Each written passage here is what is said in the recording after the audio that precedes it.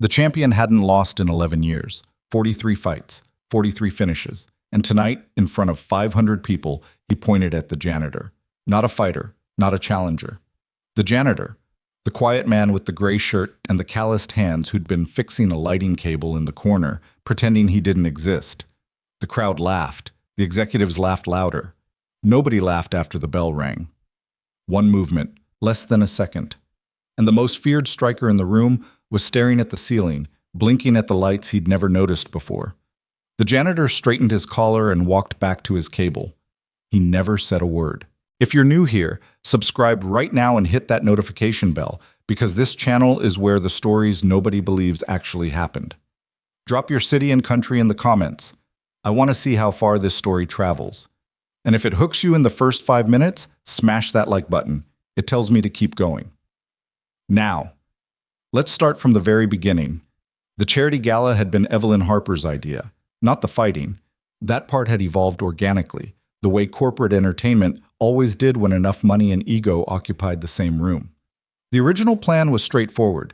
Orion Advanced Systems would host a fundraiser for the families of fallen first responders, charge $1,500 a plate, put some speeches between the salmon courses, and call it a night.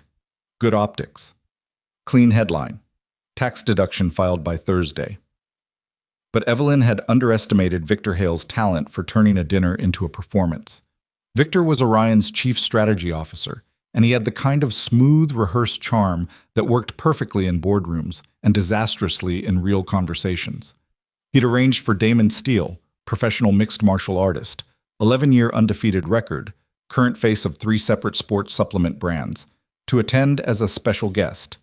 Damon would shake hands, take photos, say something inspirational about discipline, and leave early.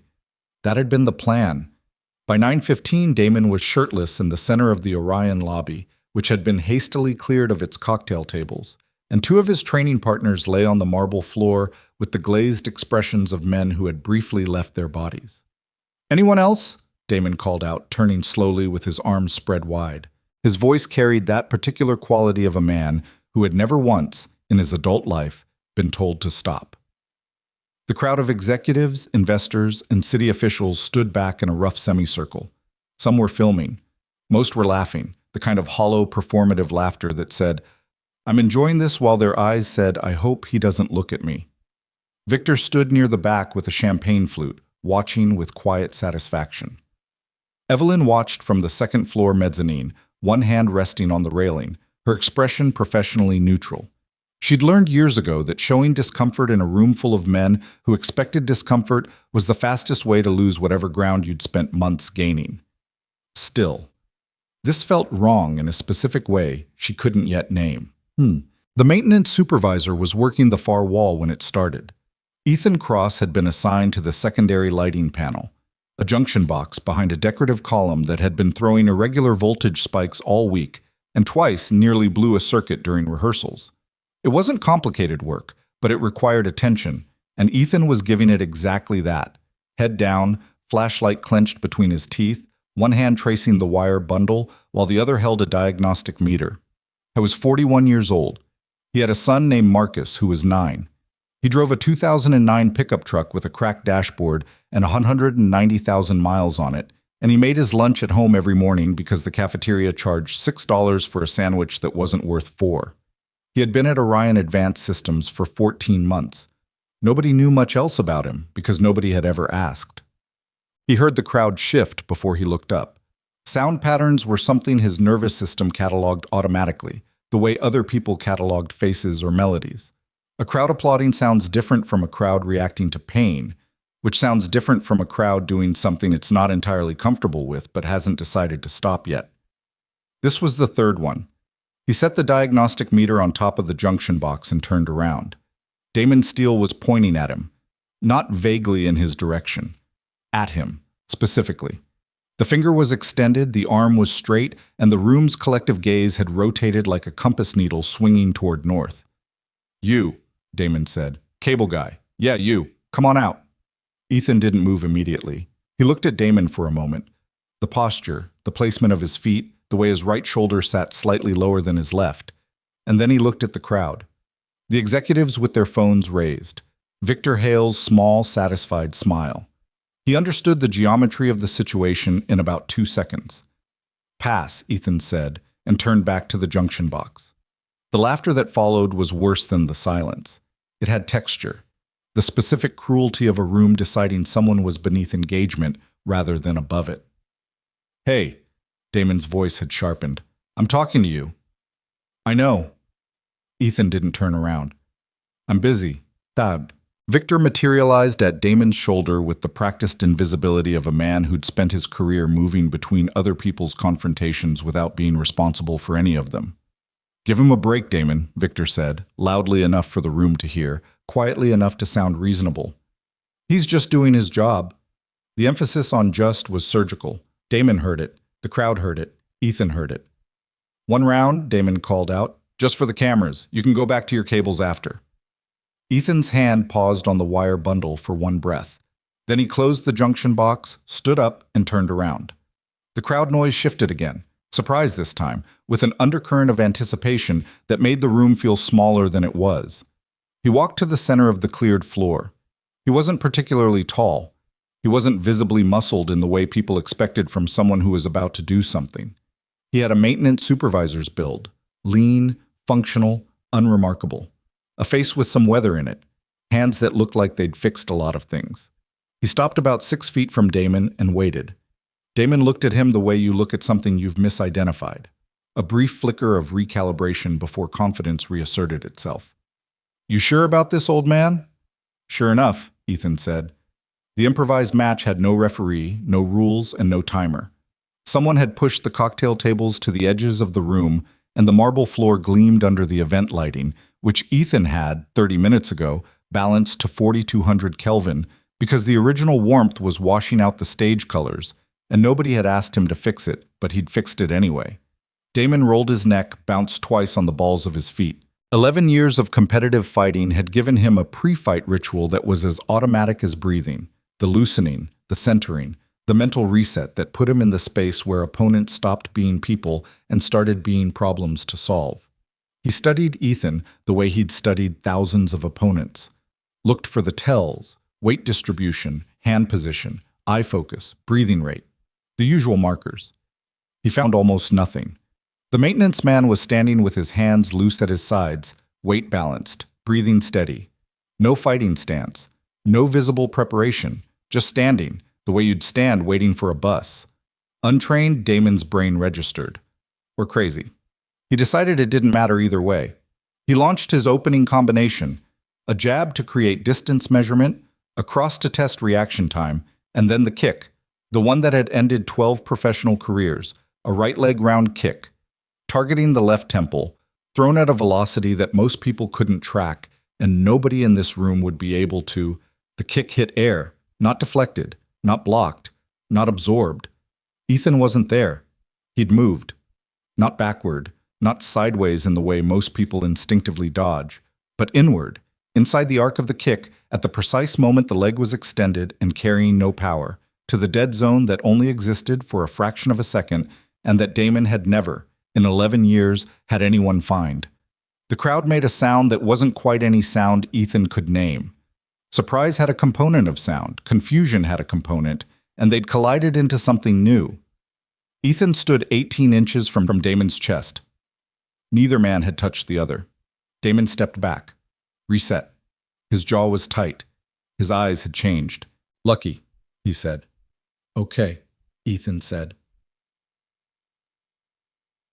The second exchange lasted 4 seconds. Damon threw a different combination, smarter, more layered, designed to create a reaction and then punish the reaction. It was the kind of sequence that required a high-level competitor to counter, someone with trained reflexes and pattern recognition developed over years. Ethan countered it. Not dramatically. He didn't sweep Damon off his feet or execute anything that looked like a movie fight. He redirected the first strike, rolled past the second, and for the third, the big closing strike. He simply wasn't where Damon's fist expected him to be. And when Damon was extended and slightly off balance, Ethan put one hand on his shoulder, one hand on his forearm, and pressed. Damon went down on one knee. It wasn't violent. It wasn't even loud. It was precise in the way a key turning in a lock is precise. The right pressure, the right angle, and the mechanism simply opens. The room had gone completely, absolutely silent. Not the polite silence of an audience waiting for the next act, the stunned silence of a crowd that has just watched something it doesn't have a category for. Damon came back up slowly. His face had moved through surprise and was now somewhere past it, into territory that looked like the beginning of something more dangerous. His chest was heaving slightly, not from exertion, but from something closer to shock. What was... He stopped himself. Do that again. No, Ethan said simply. He turned, walked back to the lighting panel, retrieved his diagnostic meter, and crouched back down to finish the circuit test. The crowd watched him in silence for a full 5 seconds before the room remembered how to make noise. Evelyn Harper came down from the mezzanine at 9:47. The gala was winding down, or rather, it had been redirected the way a river redirects around a stone. Conversations that had been about quarterly projections and regulatory approvals were now about the maintenance supervisor, conducted in the lowered voices people use when they're uncertain whether something is a joke they missed or a reality they don't yet understand. She found Ethan in the utility corridor behind the lobby, returning the diagnostic equipment to the maintenance cart. His gray shirt had a scuff of dust on the left shoulder from where he'd been working near the ceiling junction, and he was taking a careful inventory of the tools before securing the cart, the kind of methodical process that suggested habit rather than instruction. Mr. Cross. He looked up. Ms. Harper. She hesitated. She was not a woman who hesitated often, and she was aware of it, and the awareness made it worse.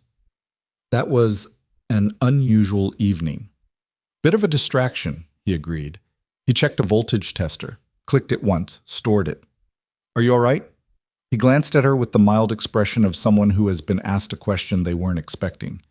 Yes, ma'am. Ate a couple of hours, but the panel's squared away. He patted the cart lightly. Left side fuse block was grounding wrong. Fixed it. Evelyn looked at him. 41 years old, maybe. Face that didn't give away much. Hands wrapped with old calluses that had nothing to do with electrical work. A stillness about him that she now recognized, standing 3 feet away, as something other than what she'd originally filed it as.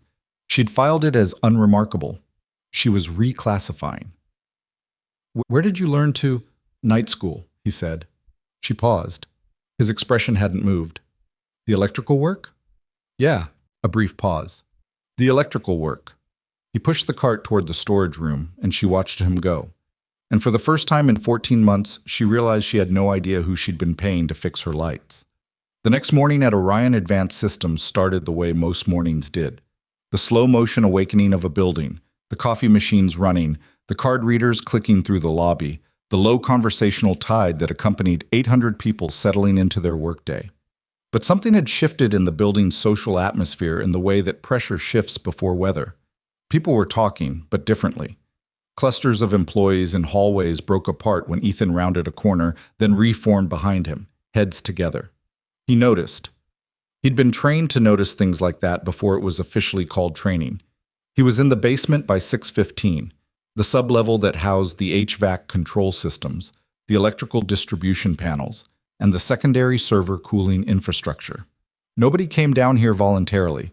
The fluorescent lights were older than most of the people who worked above them and hummed in a way that suggested they were complaining about it. He was replacing a capacitor in the primary cooling controller when his radio crackled. Cross, this is Donovan. Security. Can you come up to 4? He finished the connection. You didn't leave a capacitor half-seated, and keyed his radio. On my way. Claire Donovan had been Orion's director of corporate security for 3 years, and she was good at her job in the specific way that people who came from structured organizations were good at new jobs. She'd imported her habits of thought, her frameworks of assessment, her instincts about what questions to ask first. She'd run security operations for 2 federal contractors before Orion. Before that, she'd done 8 years with the U.S. Marshals Service. She recognized the way Ethan walked into her office and took the chair without being invited to sit. Not rude. Just the matter-of-fact economy of someone who evaluated spaces automatically and made decisions accordingly. She placed a thin folder on the desk between them without opening it. You know why you're here. Not exactly, Ethan said. Last night. Right. He waited. Want to tell me about your background, Mr. Cross? 14 months with Orion. Before that, independent electrical contractor, mostly industrial. Before that, U.S. military. What branch? Navy. What did you do in the Navy? He met her eyes steadily. General service. Claire held his gaze for a moment. Then she opened the folder and turned it so he could see the page. It showed a government database search, a name field, and a result that read, Access Restricted, Classification Level, TSSCI. Inquiries via standard channels will not be fulfilled. Ethan looked at the page without visible reaction. I ran your records this morning, Claire said carefully. Took about 40 minutes and 3 different clearance levels before the system stopped me completely. You want to tell me why a maintenance supervisor's military file is protected under above top secret classification? The hum of the fluorescent lights filled the silence. No, Ethan said. I don't. He left her office 3 minutes later and Claire sat for a long moment looking at the restricted access page on her screen. Then she picked up her desk phone and dialed an internal extension. Victor, it's Donovan. We need to talk about Cross. The pause before Victor responded was exactly 1 second too long. Funny you should call, he said. I was going to reach out to you myself. She didn't like the way he said it. She couldn't have explained exactly why, but she had 8 years of federal law enforcement sitting in her gut like ballast, and it was telling her something was wrong. Why? She asked. I've been doing some internal security review, Victor said smoothly. New building protocol proposal. I'll need your input on the camera placement plan. Another pause. It's probably better if we keep this between us for now. Don't mention it to Harper. The fluorescent light above Claire's desk buzzed twice and steadied. Don't mention it to Harper. She wrote the phrase on her notepad, circled it once, and stared at it after she hung up. 3 floors below the conversation in Claire Donovan's office, in the mechanical sub-basement where the building's lungs operated in perpetual industrial noise, Ethan Cross was looking at something that had no business being where it was. He'd found it while tracking a power anomaly in the server cooling circuit, a secondary data tap, physically installed into the fiber trunk line behind panel B7, small enough to be mistaken for original infrastructure, positioned where only someone who knew exactly what to look for would find it. It was a passive data collection device, military grade, the kind of hardware that didn't appear in any commercial catalog. He crouched in front of panel B7 for a long moment, not touching the device, just looking at it. He thought about Marcus. About the school run this morning, Marcus in the passenger seat, eating a granola bar and talking about a math problem he'd solved differently from how the teacher expected and couldn't understand why that was wrong if the answer was right. He'd dropped him at the front gate and watched him walk through it and thought, as he did most mornings, that 9 was a complicated age. He thought about 14 months of quiet work and early mornings, and nobody asking questions. He thought about the camera placement plan that Victor Hale wanted Claire to draw up without telling the CEO. He'd been a maintenance supervisor for 14 months. Before that, for 11 years under a command structure so classified that his own family believed he worked in Navy logistics. He had run 37 direct-action rescue operations in 6 countries, extracted 41 personnel from situations that had been officially designated as unrecoverable, and lost 3 men whose names he still said every morning before he started his day. He stood up, pulled out his phone, took 3 photographs of the device from different angles and emailed them to an address that had no visible connection to any active organization. Then he closed panel B7, secured the latch, and went back upstairs to fix a broken thermostat on the 7th floor. He did not mention the device to anyone. Not yet. There were things you assessed before you acted and things you acted on before you assessed, and the difference between those 2 categories had cost men their lives when they got it wrong. He wasn't going to get it wrong. Damon Steele sat in his car in the Orion parking structure for 40 minutes that evening. He'd come back. No specific reason he could articulate, which was itself unusual for a man who organized every minute of his day with the precision of a training schedule. He'd told himself he needed to verify the venue layout for an appearance next week that he hadn't actually confirmed. He told himself he wanted to understand the lighting setup for filming purposes. He told himself a lot of things on the drive over, and none of them were true.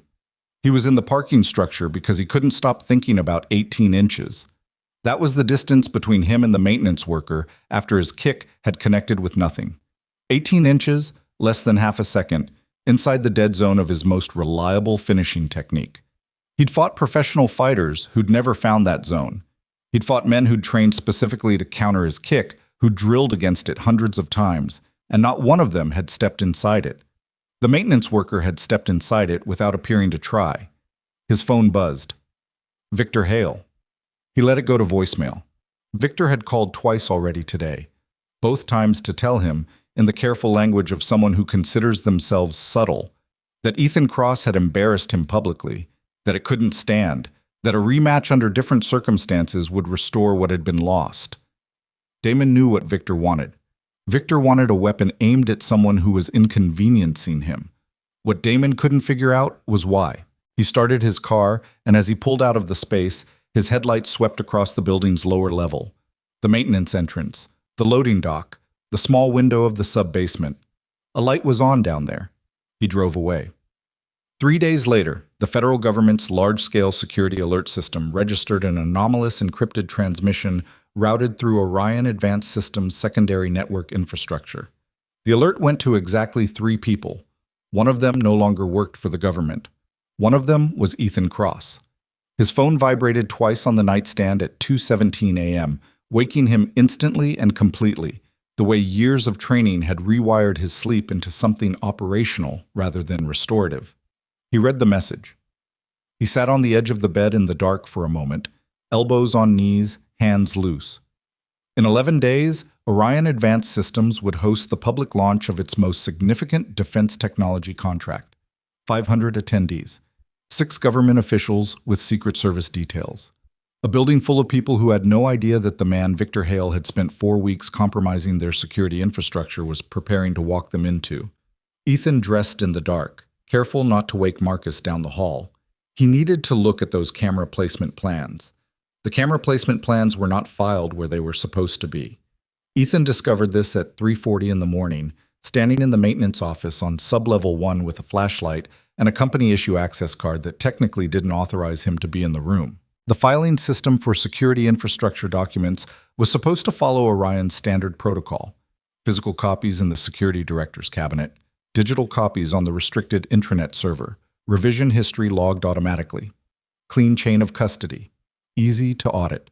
But the folder labeled Security Revision Phase 2, Building Layout, which should have contained the updated camera placement schematics for the launch event, was empty. Not misfiled, not checked out. Empty, with a faint rectangular impression on the inside cover where pages had rested for long enough to leave a ghost of themselves in the cardstock. Someone had pulled the documents, recently. Ethan stood with the empty folder for a moment, then set it back exactly as he'd found it. Angle, position, the slight forward lean against the cabinet's interior wall. He swept the flashlight across the rest of the cabinet. The other folders were untouched, dust lines unbroken. He closed the cabinet, let himself out of the office, and stood in the corridor. The building hummed around him, HVAC cycling, server cooling fans on the floor below, the low electrical presence of a structure that never truly went to sleep. He'd spent 14 months learning this building's sounds, the way you learn the sounds of a place you're responsible for. And right now it sounded exactly like itself, which was almost the problem. Everything on the surface was fine. It was what was underneath that wasn't. He thought about the data tap behind panel B7. He thought about Victor Hale's call to Claire Donovan. He thought about the empty folder with the ghost impression, and he thought about 11 days. He took the stairs back up rather than the elevator, pausing at each landing long enough to check the stairwell cameras, their angles, their blind spots, the rotation pattern of the one on the 3rd floor that had been drifting 2 degrees per week for the past month, and that he'd reported twice in writing without anyone scheduling a repair. By the time he reached the parking structure and got into his truck, he had mapped 6 significant camera gaps in his head. 6 corridors, 2 stairwells, and 1 server access point that could be moved through without appearing on any recording system. He sat in the dark truck for a moment. Then he drove home, made coffee, and sat at the kitchen table until it was time to wake Marcus for school. The Whisper network inside Orion Advanced Systems had a velocity that surprised even the people participating in it.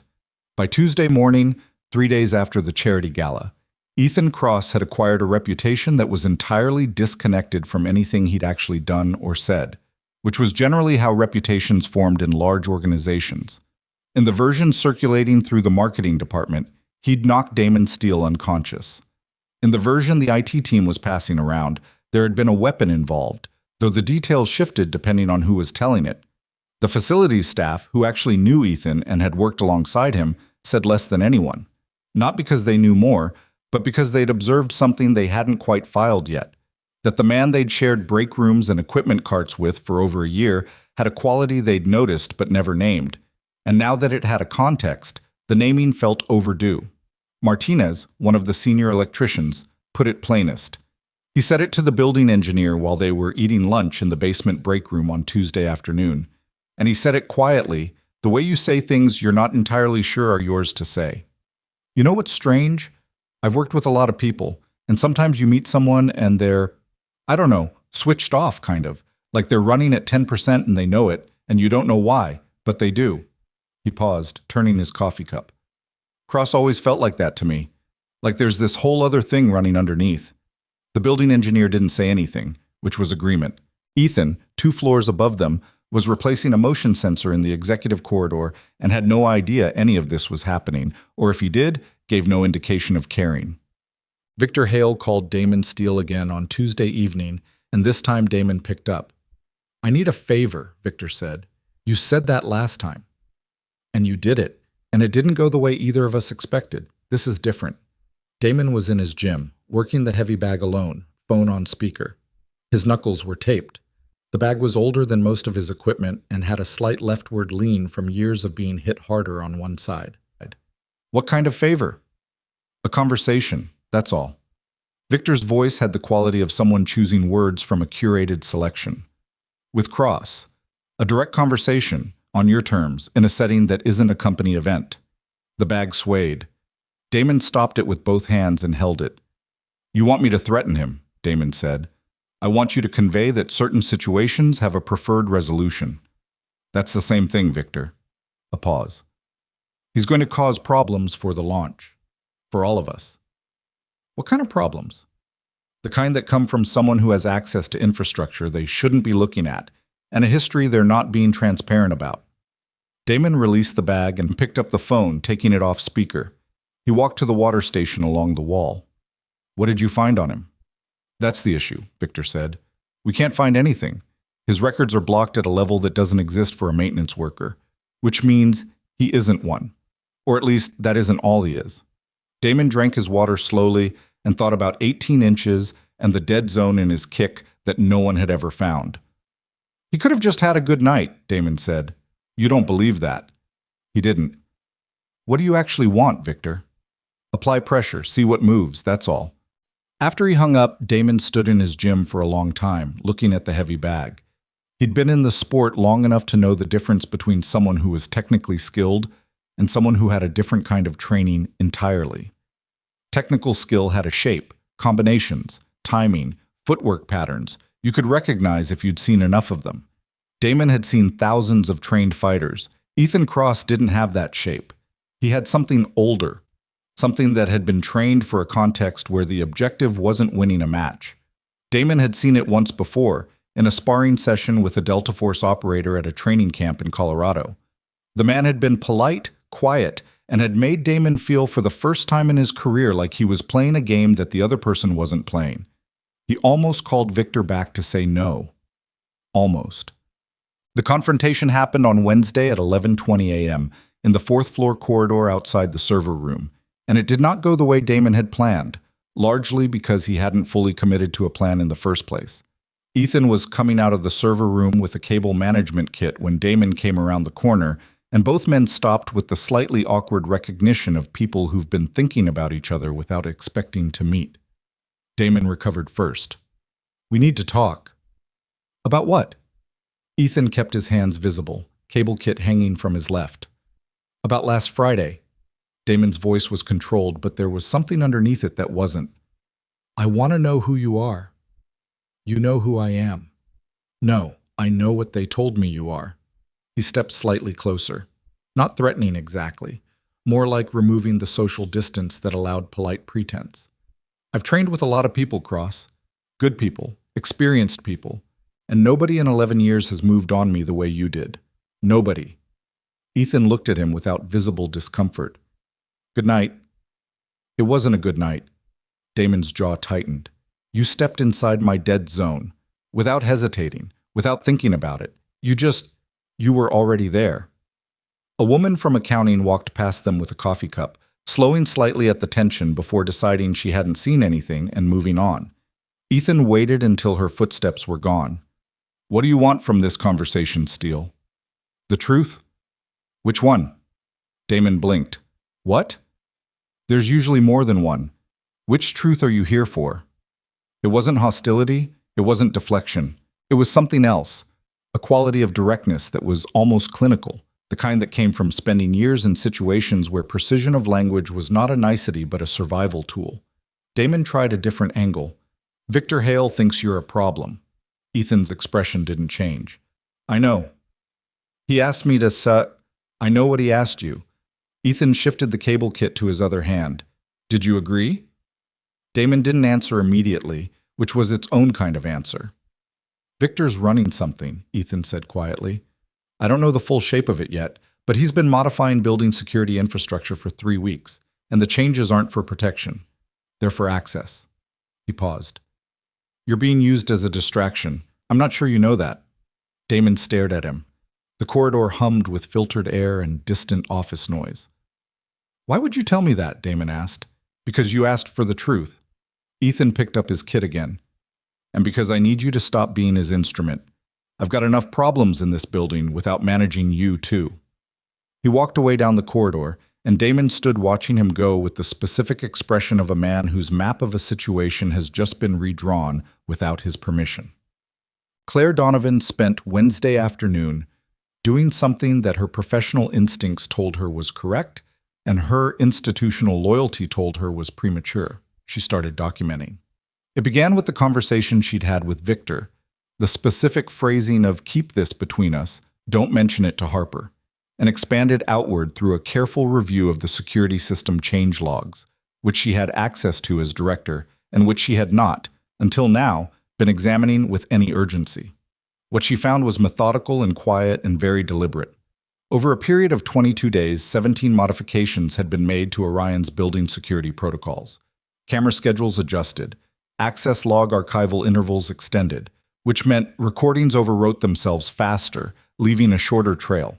2 external contractor credentials had been added to the system under a vendor authorization she didn't remember approving, and when she pulled the approval record, her own digital signature was on it with a timestamp from a Tuesday 3 weeks ago when she had been in Pittsburgh for a conference.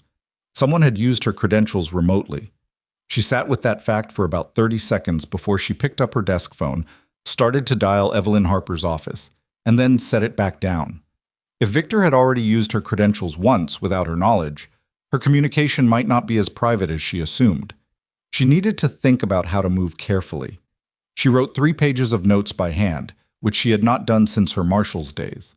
She locked them in her personal bag, not the office safe, which was connected to the building's electronic locking system.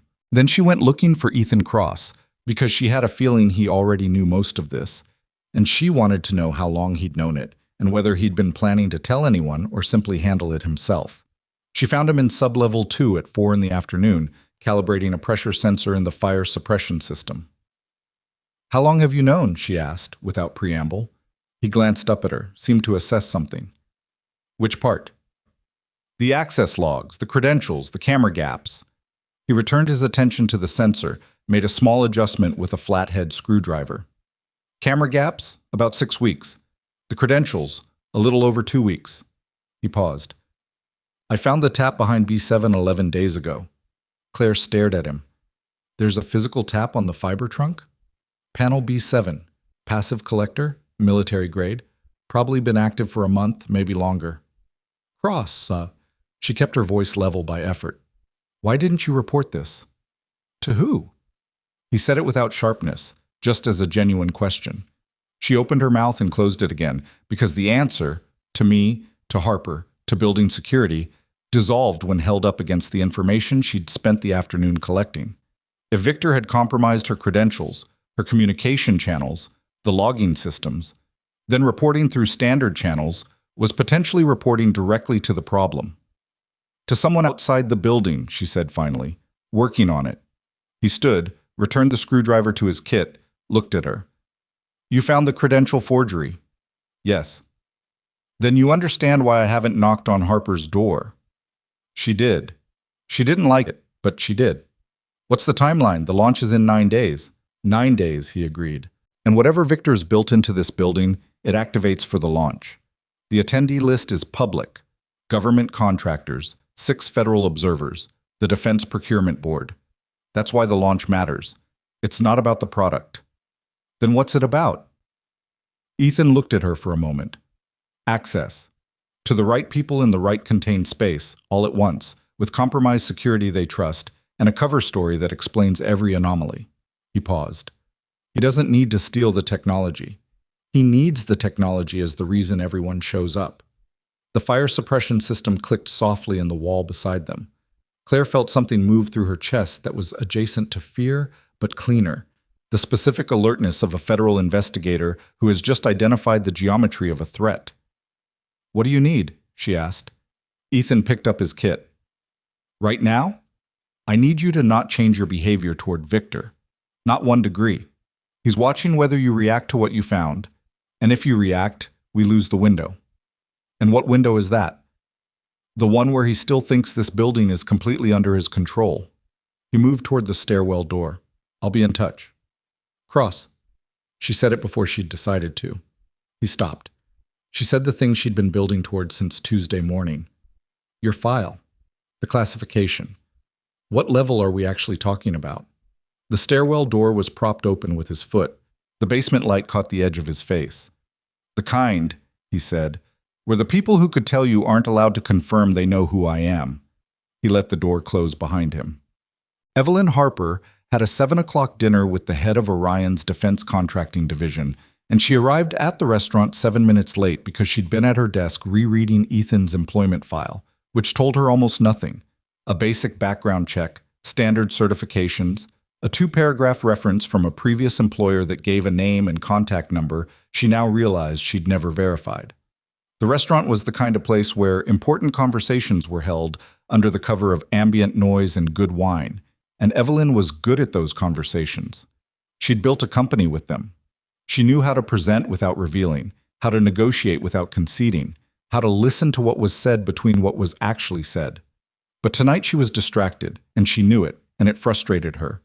She kept returning to the maintenance corridor, the equipment cart, the careful inventory of tools, and his voice when she'd asked if he was all right. Ate a couple of hours, but the panels squared away. The complete absence of anything that suggested he thought what he'd just done was noteworthy. Not false modesty, not performance. Just a man who had done a thing and moved on, because the thing he'd done occupied a different category in his internal filing system than it did in everyone else's. She'd spent 20 years building an organization, and she prided herself on reading people, and she'd completely missed him. That bothered her more than she expected. Her dinner companion arrived, and she put it away. She was good at putting things away. But at 10:15, walking to her car in the parking structure, she stopped on the 3rd level and looked down at the maintenance entrance and thought, who authorized his hire? She couldn't remember, which meant it had passed through standard HR channels without flagging anything, which meant someone had made sure it would. She sat in her car and didn't start it for 3 minutes. In the morning, she would ask HR. A routine inquiry, nothing urgent. She'd been careful about appearing urgent ever since a board member told her, 6 years ago, that urgency in female executives read as panic rather than diligence, and she'd spent 6 years hating the fact that he'd been right about the optics while being completely wrong about the principle. She started the car. On the 4th floor of the building behind her, a light in the server room was on, and a camera that should have been recording was displaying a static loop of empty corridor from 40 minutes ago. And behind panel B7, a passive data tap was quietly collecting everything that moved through Orion's primary fiber trunk and packaging it in encrypted bursts for a receiver she hadn't found yet. And in an apartment 12 minutes from the building, a 9-year-old named Marcus was asleep with his reading light still on, a math textbook open on his chest, and his father's chair at the kitchen table empty except for 3 pages of handwritten notes and a phone with 2 unread messages from a number that existed in no directory. One of the messages was a confirmation. The other was a name. The name was someone currently inside Orion Advanced Systems who had not appeared in any of Ethan's calculations until now. A second player, deeper in the architecture than Victor, quieter than Victor, and significantly more dangerous. Ethan read it twice, then set the phone face down on the table. He looked at Marcus's closed bedroom door for a moment. Then he picked up the handwritten notes and started over from the beginning. The second name was Raymond Cord. Ethan knew the name. That was the problem. Not that it was unfamiliar, but that it was too familiar. Attached to a file he'd read 7 years ago in a briefing room with no windows and a sign on the door that said, "Authorized personnel only" in 4 languages. Raymond Cord had been a defense intelligence analyst, mid-level clearance, flagged for unauthorized data access in 2019, and then quietly exonerated when the investigation collapsed under what the official summary described as insufficient evidentiary basis, and what Ethan's handler at the time described more accurately as someone with better connections than the investigators. He dropped off the radar after that, which, Ethan now understood, didn't mean he'd stopped moving. It meant he'd moved somewhere harder to see.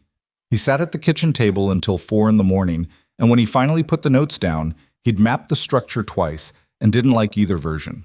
Victor was the visible mechanism, the man making calls, adjusting camera schedules, moving contractors in and out. But Victor was organized in a specific way, the way ambitious corporate operators were organized, which was around outcomes for himself. What Ethan had found in the building's infrastructure over the past weeks was organized differently. It was patient. It accounted for contingencies. It had redundancies built in at a level that required technical sophistication well beyond what Victor's background could explain. Raymond Cord explained it. Cord was the architecture. Victor was the face, which meant Victor could be sacrificed if the operation required it. Ethan folded the notes, put them in his jacket pocket, and went to stand in the doorway of Marcus's room. The reading light was still on. The math textbook had slid sideways off the bed and was open on the floor, pages bent.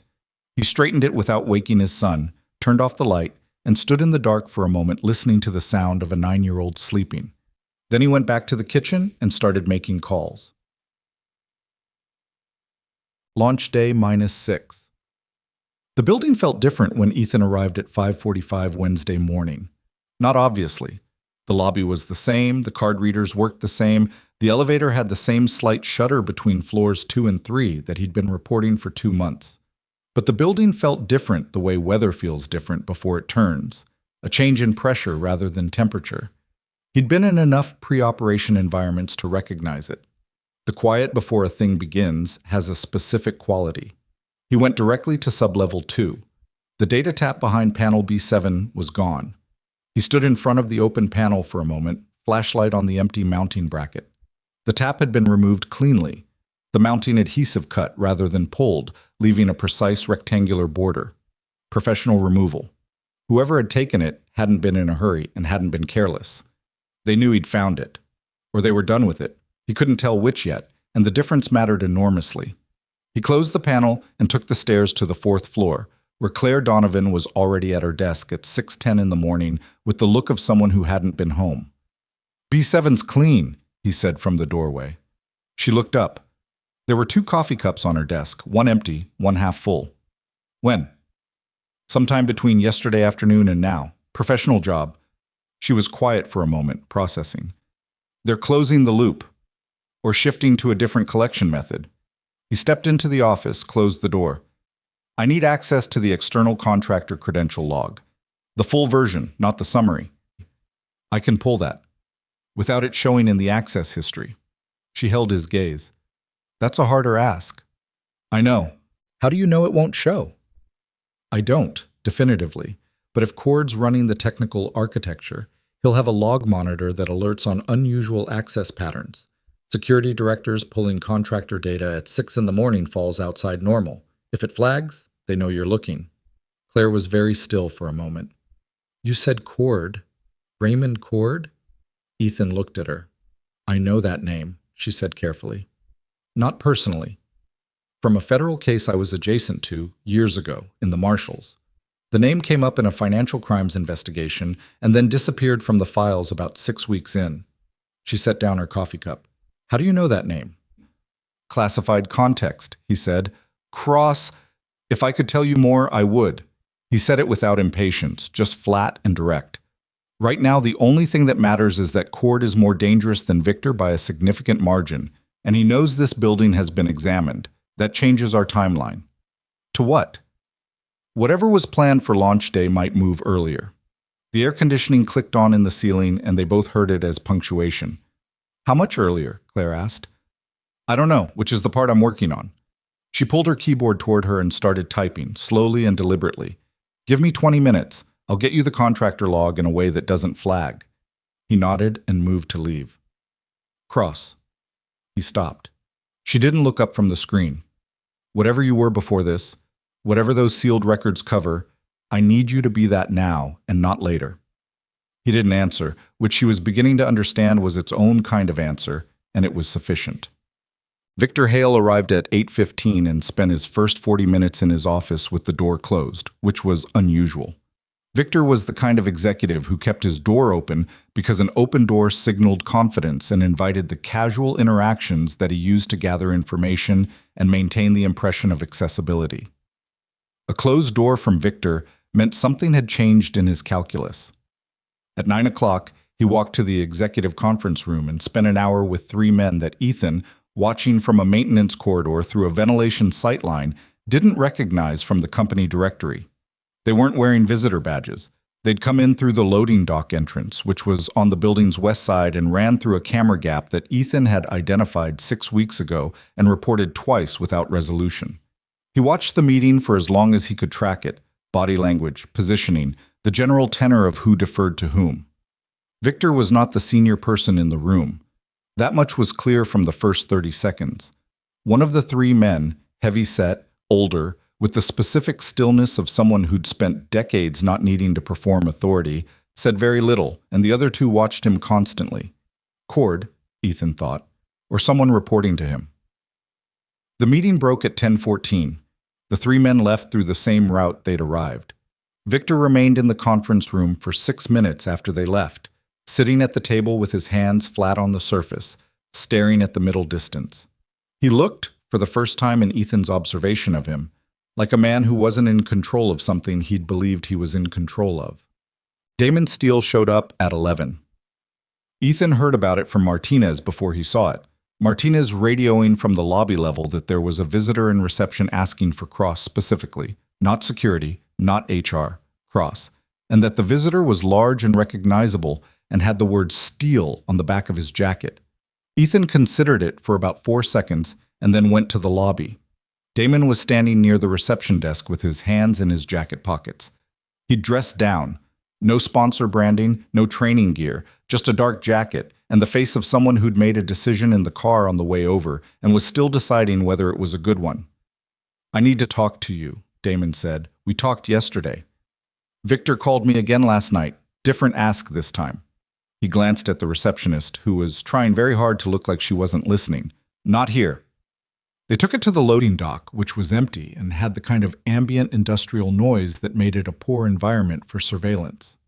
He told me to come today, Damon said, to find you. Make a scene. Loud, visible, something that pulls security and building management to this floor while he handles something on sublevel 2. The loading dock air was cold and smelled of diesel and cardboard. Ethan processed this without letting any of it reach his face. He told you that directly? Not the sublevel part. That was a guess, from context. He said he needed a distraction, 40 minutes minimum, cover for a facility access issue that needed to happen today. Damon's jaw was tight. He used me Friday night the same way, pointed at you because he wanted people looking at the lobby. Ethan looked at him carefully. Why are you telling me this? Because what you said yesterday was true, and I've spent the last 18 hours not wanting it to be. He exhaled. And because I've spent 11 years in a sport where the only person I was ever protecting was myself. And you told me that in a corridor without even meaning it as an insult, and it landed harder than it should have. He paused. What's actually happening in this building? Ethan measured it. What to say? How much? Damon wasn't an asset, wasn't trained, wasn't cleared. He was a man whose pride Victor had used as a lever, and who had the capacity to either be useful or catastrophically in the way depending on what he did next. People are going to get hurt if I'm wrong about what I think is coming, Ethan said. And if I'm right about it, more people get hurt unless this gets addressed in the next few days. That's the shape of it. What do you need from me? Nothing yet. Tell Victor you came, made the scene, got removed by security. Make it believable. And then? Don't go anywhere for the next 5 days. Damon looked at him with something that might have been the beginning of a different kind of respect than he was used to operating with. That's it? Wait? Waiting is harder than it sounds, Ethan said. He went back inside. Behind him, Damon stood in the cold loading dock air for a moment, then took out his phone and called Victor. Yeah, he said when Victor picked up. I did it. Security threw me out. Happy? He listened to Victor's response. Good. We're done, Victor. He hung up before Victor could answer. Sub-level 2 at 12:45 held a surprise that Ethan should have anticipated and was angry at himself for not having anticipated earlier. He'd gone down to check the fiber panel again, following a hunch about the removal method and what it suggested about the replacement collection point, and he found the door to the secondary communications room, a room that required elevated access and that he'd been inside twice in 14 months for legitimate maintenance, standing slightly open. Not forced. Opened with a correct keycard. He stood outside it for one breath, listening. Then he went in. The room was empty of people, but the server rack on the north wall, which housed Orion's backup communication relay, had been modified. Not visibly. You'd have to open the rack panels and look at the interior routing, which Ethan did in about 90 seconds. And what he found was that the backup relay had been reconfigured to operate as a primary broadcast point on a separate encrypted frequency, independent of Orion's main network, capable of transmitting a continuous data stream to an external receiver without any trace in the building's own logging system. They hadn't removed the tap on B7 because they were done collecting. They'd removed it because they'd finished moving to a better position. The relay had probably been active for 48 hours. Everything that had moved through Orion's systems in the past 2 days, emails, document access logs, the security director's credential activity, the building's camera feeds, had been broadcast to a location he hadn't identified yet, which meant they knew about Claire's investigation. He pulled out his phone to call her and stopped. If they had the camera feeds, they had movement tracking. If they had movement tracking, they'd seen him and Claire together in sub-level 2 yesterday afternoon. They might have audio if the relay had been in place long enough and the right microphones accessed. He put the phone back in his pocket. He needed to assume compromised communications from this point forward. He closed the rack panel and left the room and walked at a normal pace to the elevator, pressed 3, rode it up with his hands loose and his breathing steady and his mind moving very fast through a sequence of decisions. Claire Donovan felt the change in the building's security disposition at 2 in the afternoon, and she felt it the way a doctor feels an irregular heartbeat, not through any single obvious indicator, but through the accumulation of small things that individually explained themselves and collectively did not. 2 of the regular security officers on the afternoon rotation had been replaced by faces she didn't recognize, assigned under a temporary contractor authorization that she had not signed and that bore her digital signature. She pulled the authorization on her computer and stared at the timestamp. Her signature. Yesterday at 7:15 p.m., she'd been in her car, leaving the building. She called the contractor agency directly, using her personal phone. The agency had no record of the assignment. The 2 replacement officers were currently stationed at the executive floor elevator and the sub-level access stairwell, the 2 points of entry to the building's most sensitive infrastructure. She walked to the window of her office and looked out at the parking structure and thought about Ethan's words from that morning. Whatever was planned for launch day might move earlier. She typed a 2-sentence email on her personal phone, addressed to Evelyn Harper's personal email address rather than her Orion account, and sent it. Then she deleted the sent message. The email said, "Do not come to the office tomorrow. I'll explain in person tonight. Don't use your work phone." She put her phone in her bag, straightened her jacket, and walked out of her office to go perform the most difficult act she'd been asked to do in recent memory. Spend the rest of the afternoon behaving exactly as she normally would. At 4:50, Ethan finished his last scheduled maintenance task, a faulty HVAC damper on the 6th floor that had been causing uneven temperature distribution for 3 weeks, and signed off on his work log with his usual accuracy, noting the repair type, parts used, time spent, and the follow-up inspection date he recommended. He returned his equipment to the maintenance station, logged out of the facilities system, collected his jacket, and walked to the parking structure. He sat in his truck for 11 minutes without starting it. Then he took out a small, separate phone, a clean device that he'd kept in his truck since the second week of his employment at Orion, the kind of phone that had never connected to any network his regular life touched, and sent a 3-word message to the contact labeled R. The 3 words were, "Window is closing." The response came back in under 4 minutes, which told him the person on the other end had been waiting. It said, "How many days do we have?" Ethan looked at the building through his windshield, the glass face of it, the lobby lights coming on as the day shift handed off to evening. 800 people who came here every day and fixed problems and wrote reports and ate lunch and complained about the coffee and had no idea what was wired into the walls around them. He typed back, "Less than I thought, need eyes on cord." Then, "And I need the launch relocated." There was a longer pause this time. When the response came, it was 3 lines. "Relocation requires Harper's authorization. Harper doesn't know yet. Then you have a problem, Cross." He stared at those 3 lines for a moment. He started his truck. Marcus was at the kitchen table doing homework when Ethan got home, and the specific quality of Ethan's entrance, keys set down carefully, jacket folded rather than hung, the slight pause in the doorway, made Marcus look up with the instinct of a child who had grown up reading his father's moods with the same precision his father applied to everything else. "You okay, Dad?" "Yeah." Ethan sat down across from him. "What are you working on?" "History, the thing about systems." He turned his notebook so Ethan could see it. A diagram of overlapping circles his teacher had described as representing how organizations either communicated or didn't. "She says the reason things go wrong in big systems is usually because the right people didn't talk to each other in time." Ethan looked at the diagram. "Your teacher's right," he said. He made dinner, pasta, simple, the kind of meal that happened on autopilot. And while they ate, he listened to Marcus talk about school and the math problem, and a kid in his class named Deshaun who could solve equations in his head faster than anyone, and how that was impressive but also slightly annoying. He laughed at the right places. He paid attention in the specific way that his training had made habitual, registering the details, the texture of the moment.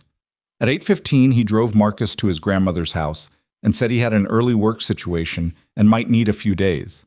He hugged his son in the driveway with slightly more intention than usual and told him to call if he needed anything.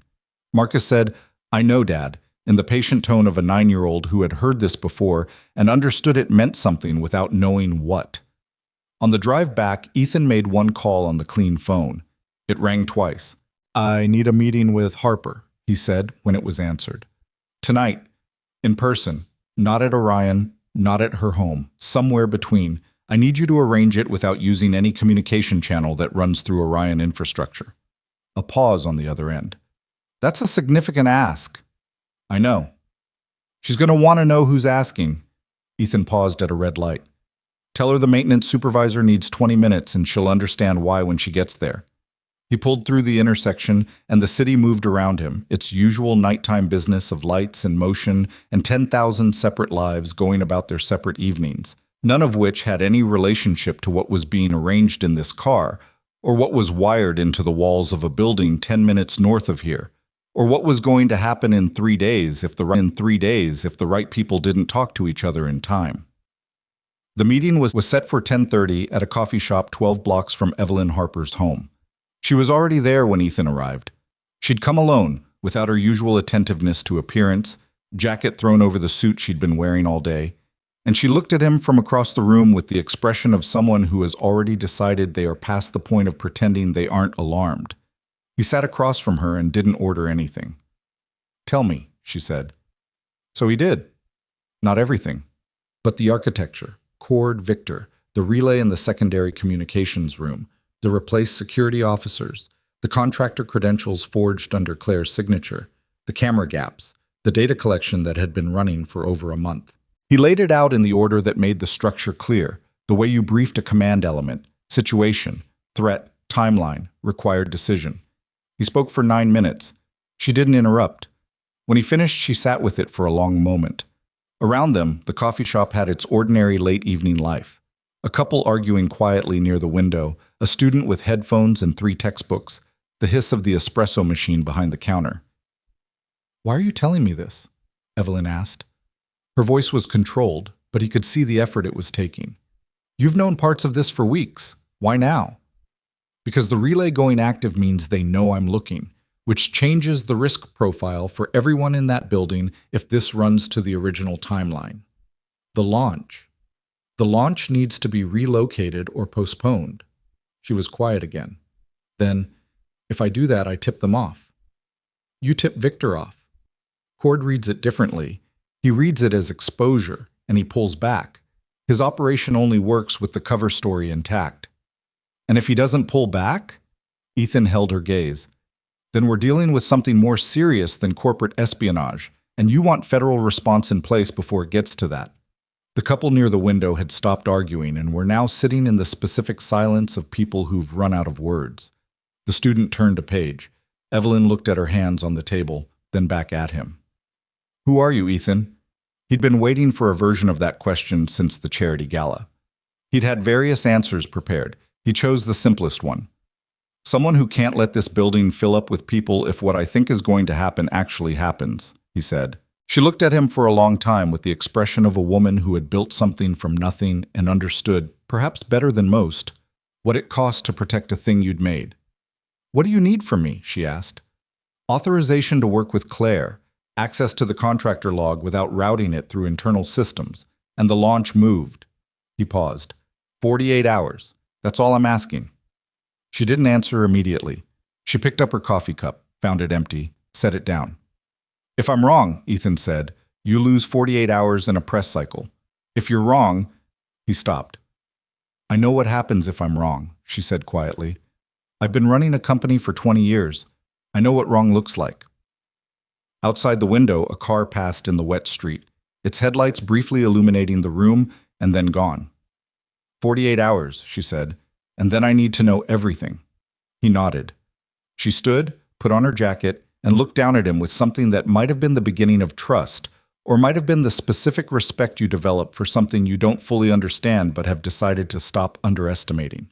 She left without looking back. Ethan sat at the table for 3 more minutes. Then his clean phone buzzed once. The message from R was 4 words. Cord moved up timeline. He read it twice, and the number he'd given Evelyn Harper, 48 hours, recalculated itself in his head instantly, cleanly, the way operational arithmetic always did when a variable changed. He didn't have 48 hours. He stood, put the phone in his pocket, and walked out into the wet night. He had until morning. The rain started at 11:40.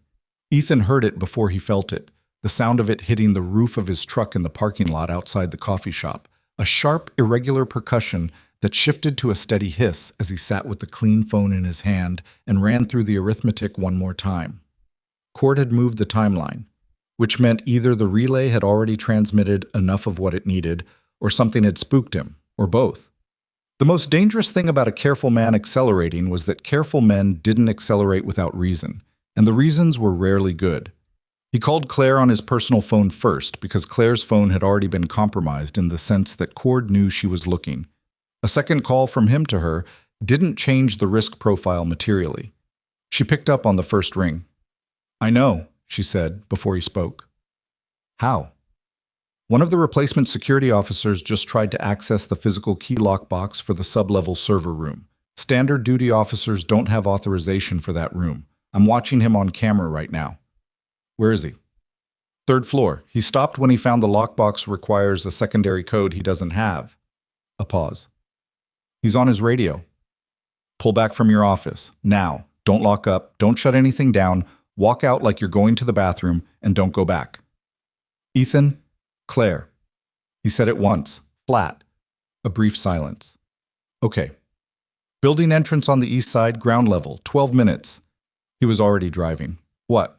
He picked her up in the rain outside the east entrance, and she got in the passenger seat of his truck with her bag and her coat and the expression of a woman running a rapid internal assessment of her own decisions, which ones had been right, which ones had been slow. "Tell me what you have on the contractor log," he said, pulling out of the lot. She opened her bag and produced a folded printout. 14 contractors registered in the last 4 weeks, 11 of them under authorizations I didn't sign. Cross-referenced with the building access logs, 9 of them have entered the building in the last 72 hours. She handed him the sheet. 4 of those 9 badged into sub-level areas. He glanced at it at a red light. Any of them overlap with the 2 on the evening rotation tonight? 2 of them, yes. He handed the sheet back. They're not contractors. I know what they are, she said. He drove. The rain intensified, and the city looked like it always looked in heavy rain. Blurred and slightly unreal, neon reflections pooling in intersections, the nighttime traffic thinner and more purposeful. Harper's moving the launch, he said. I need you to be the person she calls when she does it. Be available, be calm. Don't ask questions about how she knows what she knows. What reason is she going to give for relocating? Technical issue with the main presentation system, discovered during final prep. That's the cover. She'll make it credible. And when Victor pushes back on the relocation? He will. She needs to hold. He turned north. How well does she hold under pressure from her own executives? Claire made a sound that wasn't quite a laugh. She built this company over 20 years while a board of directors told her every 18 months it was time to step aside. She holds fine. Good. They drove for 3 blocks in silence, rain on the windshield, the wipers keeping steady time. There's something else, Claire said. There usually is. Before I left my office, I checked the external communications log. There was an outbound data packet from the relay in the secondary comm room, sent 40 minutes ago. Large file, encrypted. I don't know the destination. Ethan's hands were quiet on the wheel. Size? The log estimated around 40 gigabytes. 40 gigabytes was personnel files, building schematics, the entire security directory, the launch attendee manifest with credential levels and clearance designations for every federal observer on the list. That's the payload, he said. The launch attendees? Their clearances, their access codes, their contact networks. He stopped at another light. This was never about the technology. The technology was the bait and the trap. What Cord needed was the guest list, specifically the 6 federal observers and what they carry in their credentials. Claire processed this in the way. Trained federal investigators processed new information, not with visible reaction, but with a rapid internal restructuring that reorganized everything she'd assumed into a different architecture. That's an intelligence operation, she said, not corporate espionage. Correct. Which means Victor Hale is in significantly more trouble than he understands. Ethan turned onto a side street and parked. He thought he was running a corporate play. He doesn't know what Cord actually built around him. He looked at her. And when Cord decides Victor is a liability, which he may have already decided, Victor becomes a problem that needs resolving. Claire absorbed this. Outside, the rain hammered the truck's roof. We need federal involvement, she said. Tonight. Making the calls now. But I need you to do something first that's going to be uncomfortable. More uncomfortable than the last hour? You need to call Victor, tonight. Tell him you noticed the relay issue and that you fixed it, meaning you've reverted the configuration, and that you wanted him to know as a courtesy, given the launch timing. Be neutral. Be professional. She stared at him. You want me to warn him that we know? I want Cord to hear that the relay's been touched, through Victor. If Cord thinks his secondary collection point is blown, he focuses on what he's already sent, not on what he can still collect. It stops him from pulling a contingency we haven't found yet. And if it causes them to accelerate even faster? It will. But on a trajectory I can predict. He paused. The call isn't for Victor. It's for whoever's listening to Victor's line right now. She sat with it. You've done this before. He didn't answer.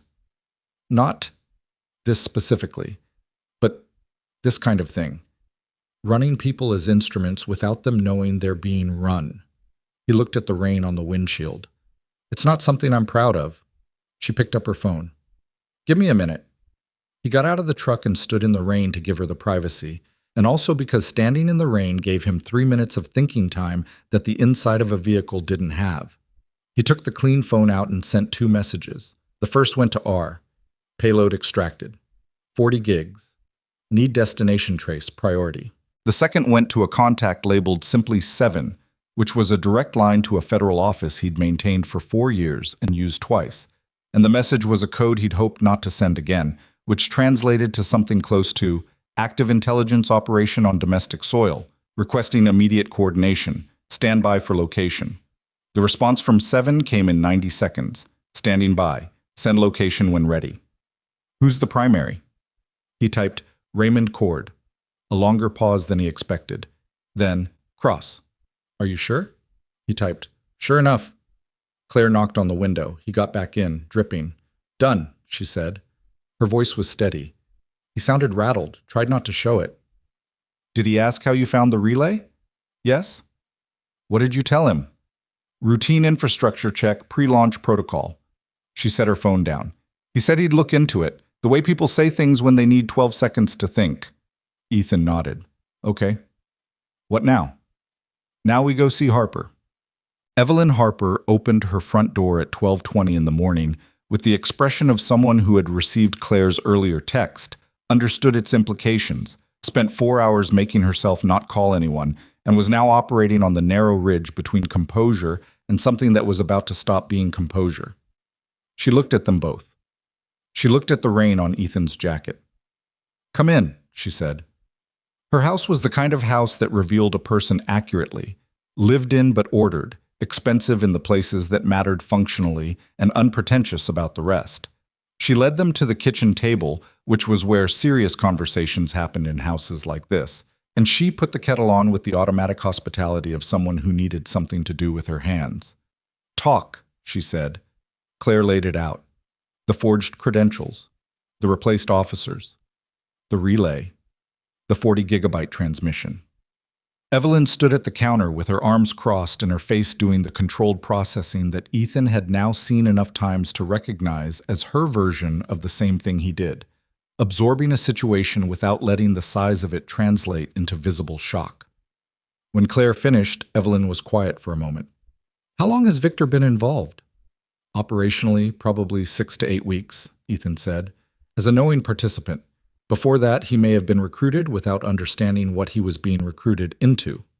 That's generous. Not particularly. It's accurate. She looked at him across the kitchen. And Raymond Cord. Federal matter. People who know his name are already moving. He paused. The most important thing you can do tonight is authorize the launch relocation and let me manage the building side. Manage how? The replacement security officers need to be removed from the building without triggering a response. There are still 4 unknown contractors who've badged into sub-level areas and haven't badged out. And there's at least one contingency system I haven't found yet. He said it without softening it because softening it would have been a lie. I can work the building, but I need Harper's authorization to override security protocol without it hitting the standard chain of command. Which includes Victor. She turned and poured hot water into 3 cups that she'd already set out, and she did it slowly and deliberately, and Ethan understood that the slowness was not indecision, but the specific rhythm of a person making a significant decision with the care it deserved. You're asking me to authorize someone whose actual job title is maintenance supervisor to run a security operation inside my building? Yes. Based on the fact that your military record is classified at a level that's apparently too high for me to access. Yes. She set the kettle down.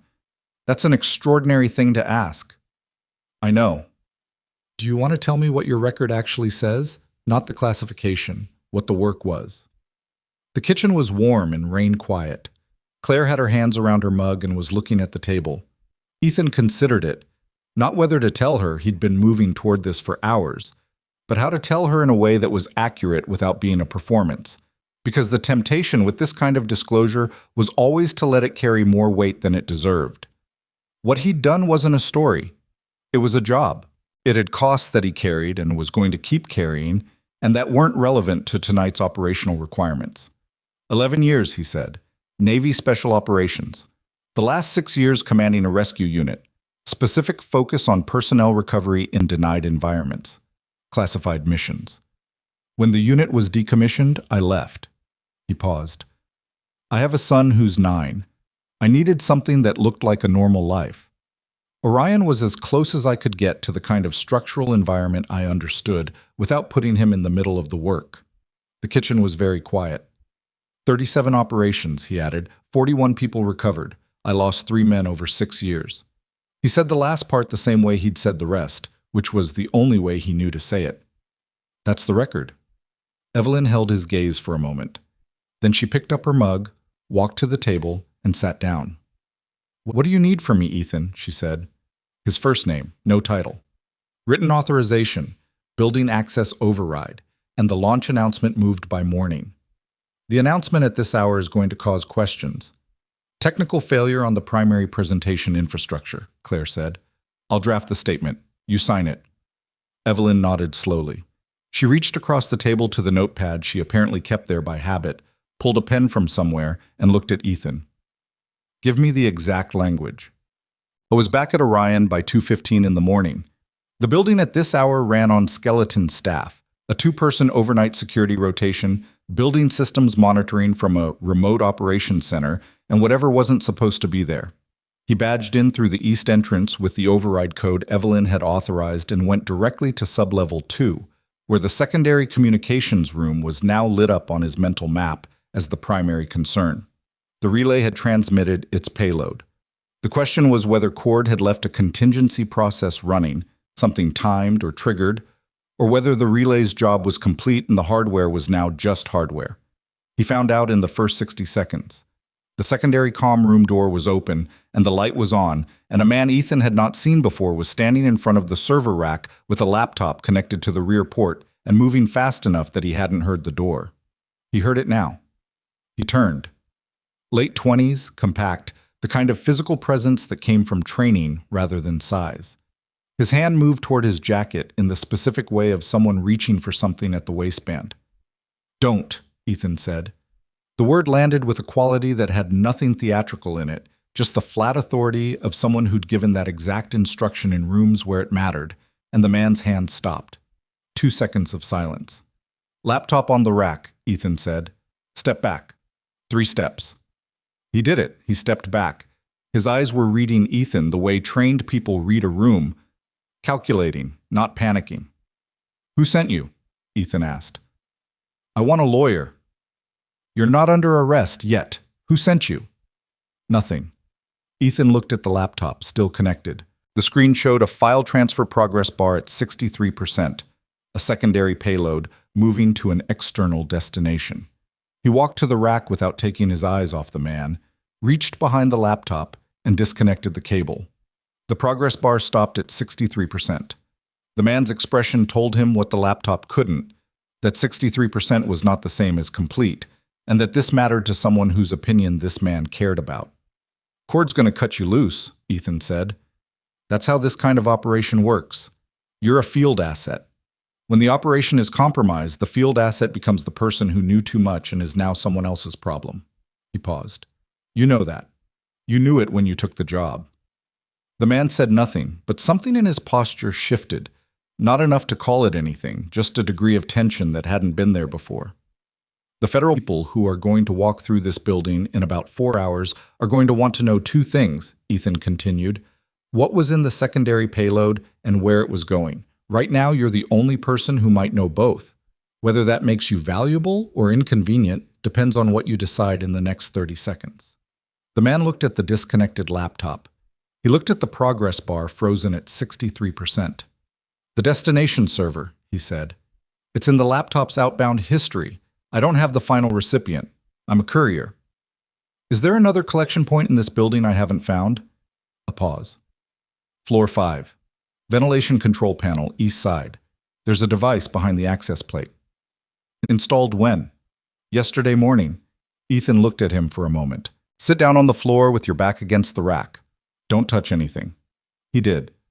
Ethan zip-tied him to the rack support with the zip ties he'd been carrying in his jacket pocket for the past 6 hours, because he was the kind of person who carried zip ties in his jacket pocket when he thought he might need zip ties in his jacket pocket.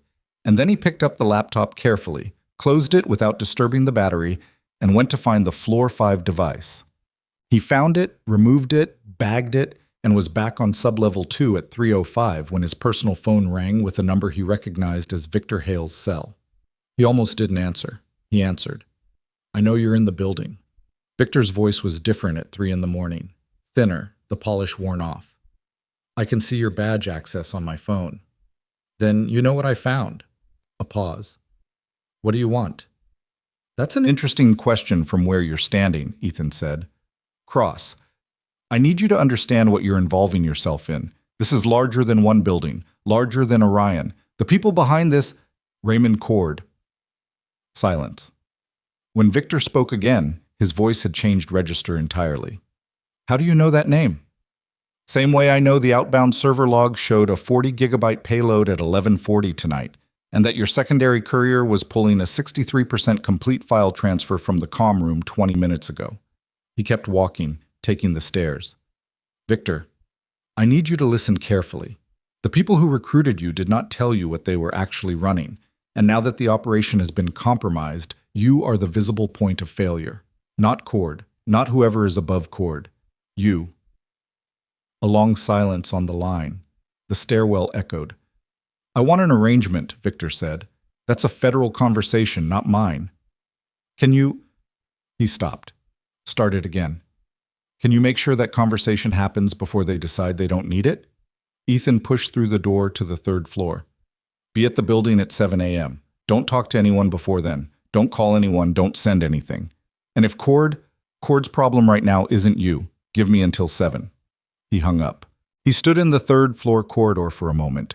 The building was doing its overnight hum. Systems running, fluorescent lights on half power, the steady mechanical breathing of a structure that did not know what was happening inside it. At some point around 4 in the morning, he sat down in a chair in the building engineer's empty office and closed his eyes for 30 minutes. Not sleeping, a skill he'd developed out of necessity, the ability to rest a system without taking it offline. His mind moved through the remaining variables in a reduced state, slower but still running, the way a river narrows without stopping. At 4:30, he got up and checked in with the contact labeled 7 again. The federal response team was staging 3 blocks north. They'd be ready at 6. He confirmed. Damon Steele arrived at the building at 5:50 a.m. without anyone asking him to, which Ethan discovered when he came up to the lobby and found Damon standing near the reception desk in the early morning gray light with a coffee cup in each hand, and the look of someone who'd made a decision at 2 in the morning and had been awake since. You said 5 days, Damon said. It's been 2. Things moved. I know, Victor called me at midnight. He held out one of the coffees. He was scared. Not his usual thing. Ethan took the coffee. Why are you here? Damon looked at him directly, without the combativeness or the professional pride that had characterized their previous interactions. Just a man standing in an empty lobby at 5:50 in the morning, having made a choice he was now standing behind. Because whatever's happening, it sounds like you could use another person who isn't afraid to be in the building. Ethan looked at him for a moment. The coffee was hot, and it was good, and he'd been awake for 22 hours. 3rd floor, he said, East Corridor. There are 3 people who aren't supposed to be in this building when federal agents arrive at 6. I need them in one place before then. 3 people. Replacement security officers. They won't leave voluntarily. Damon set his jaw slightly. They armed? Assume yes. A pause. I'm not trained for... I know, you're not going in first. You're going to the 3rd floor with me, and you're going to do exactly what I tell you when I tell you, and nothing else. He looked at him. Can you do that? Yeah. Good. They took the elevator and Ethan gave him specific instructions on the way up. Where to stand, what to say if spoken to, when to move, and when to stay still. And Damon listened without interrupting, which was more than Ethan had expected from him, and was, at this particular moment, exactly enough. By the time Evelyn Harper arrived at 6:45, the building had been cleared. She walked in through the main entrance and stopped in the lobby at the sight of it. Federal agents in the corridor beyond reception, 2 individuals in zip cuffs seated against the lobby wall under the supervision of a 3rd agent.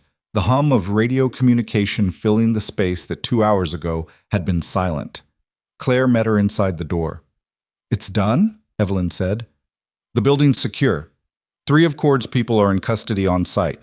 The 4th is with federal agents 3 blocks north. Ethan had him in the sub-level comm room from 2 o'clock. She paused. Victor is in the executive conference room with 2 federal investigators. He's talking. Evelyn processed this. And Cross? Claire pointed toward the far side of the lobby. Ethan was on the phone near the window. He still had the coffee Damon had given him, now cold.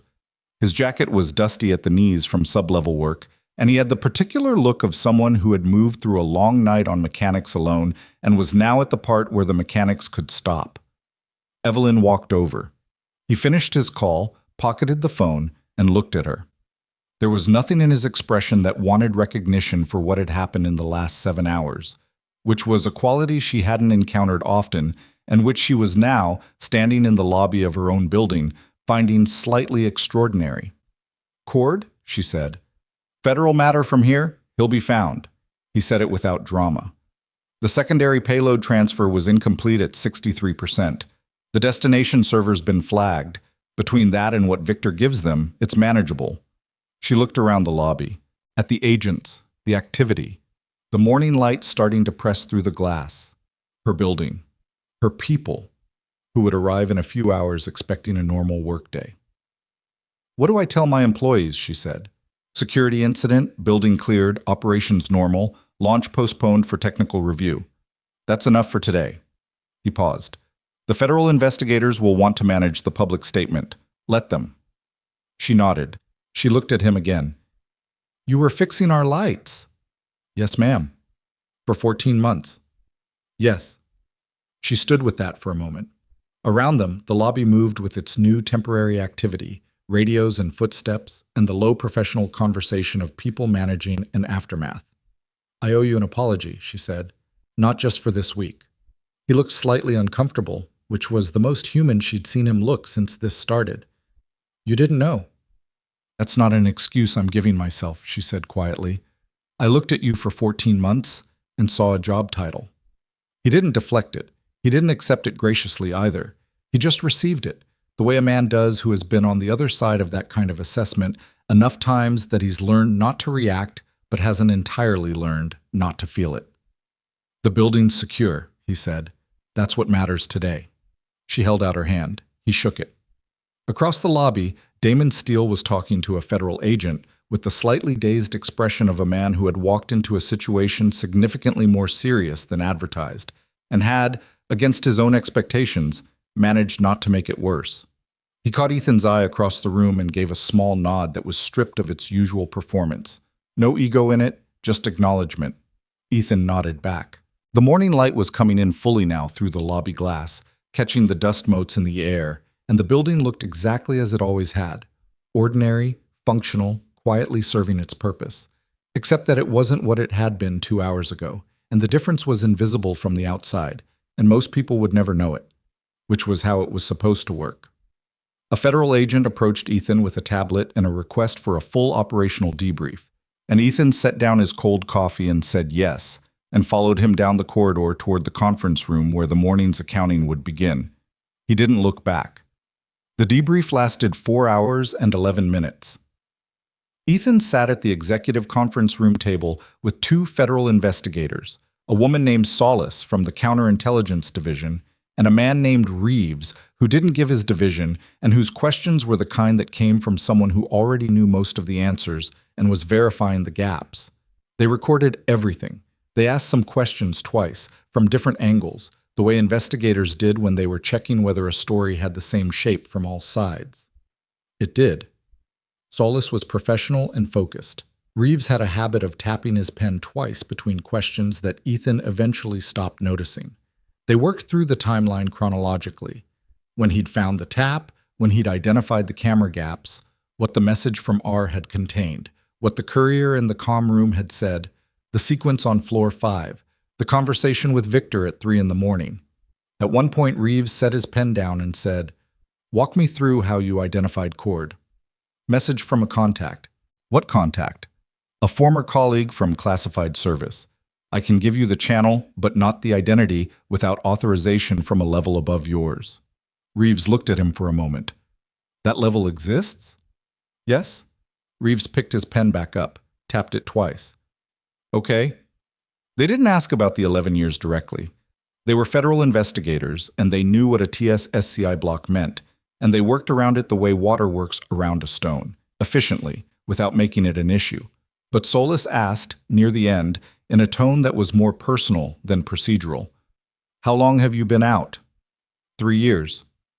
"And you've been here for 14 months. Yes." She looked at him with the specific expression of someone doing a calculation they're not going to share out loud. "Okay," she said, same as Reeves had. And then she closed her folder. Victor Hale's debrief ran parallel in the smaller meeting room down the hall, and the details of it reached Ethan secondhand over the following days through Claire, who received them through official channels in her capacity as the cooperating internal security director. Victor had talked, comprehensively, in the way that people talked when they understood clearly that the alternative was bearing the full weight of something they had not understood they were carrying. He gave them the timeline of his recruitment, a conference 14 months ago, a conversation with a man who'd presented himself as a defense industry consultant, the gradual introduction of increasingly specific requests framed each time as standard competitive intelligence work. He gave them names. He gave them the offshore account that had been receiving payments. He told himself were consulting fees for work. He told himself was legal. Whether he truly believed that or had known and chosen not to know, that was a distinction the federal investigators and eventually a jury would weigh without Ethan's input. What Ethan knew was that Victor had understood enough to be frightened of Cord, which meant he'd understood enough.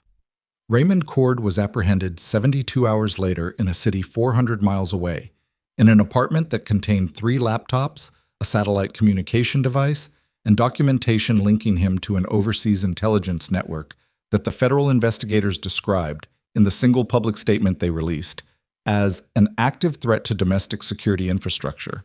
The statement was 3 sentences long. The actual scope of what Cord had been running was significantly larger than 3 sentences, and Ethan learned the shape of it through the channel labeled 7 over the following 2 weeks. And the shape of it was the kind that made the 14 months of quiet work feel, in retrospect, like the right call. He hadn't been wrong about the building. He also hadn't been entirely right.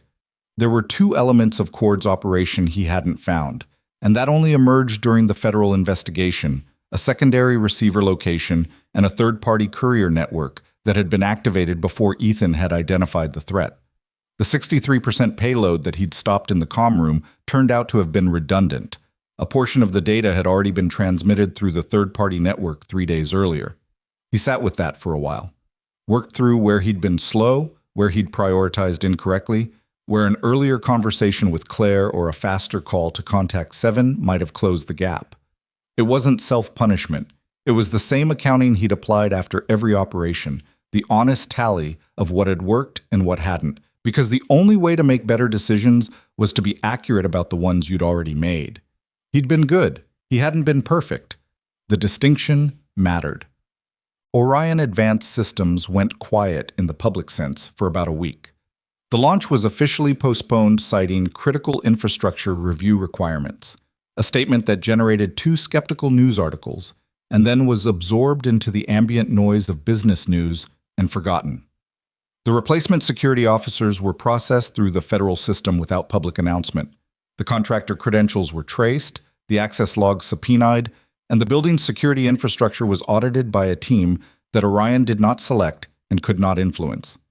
Evelyn Harper sat through 3 days of federal interviews with the composure of someone who had nothing to hide and the controlled fury of someone who had been deceived inside her own organization for over a year. She answered every question, she provided every document, and on the 4th day she came into the office and called an all-hands meeting for the 800 people who had been told very little and were filling the gaps with speculation. She stood at the front of the main conference space and spoke without notes for 12 minutes. She told them what had happened, at the level of detail the federal investigators had cleared her to share. She told them that their building had been compromised and that it was now secure. She told them that an executive had been involved in a way that she had not caught, and that the failure to catch it was partly institutional and partly personal, and that she was not going to characterize it as primarily one or the other because that would be dishonest. She said, "I have spent 20 years believing that I was good at seeing people clearly. This year taught me that I was good at seeing people's utility. Those are not the same thing, and the difference nearly cost this company and several people significantly more than I am comfortable with." She paused. 800 people were very quiet. We're going to change how we operate, she said. Not the product, not the mission. How we operate as people inside this building. I'll be sharing specifics over the next month. But the short version is that I intend to start paying attention to what people actually are, rather than what their job titles say they are. She didn't look at Ethan, who was standing at the back of the room near the door, which was where he'd positioned himself from habit. But she knew he was there. He found her in her office at the end of that day, knocked on the open door. "You have a minute?" She looked up from the papers on her desk. "I have several. Sit down." He sat. He had his jacket on, which meant he was on his way out. She recognized this. "I'm going to assume this isn't about the HVAC on 6, she said. "No." She folded her hands on the desk.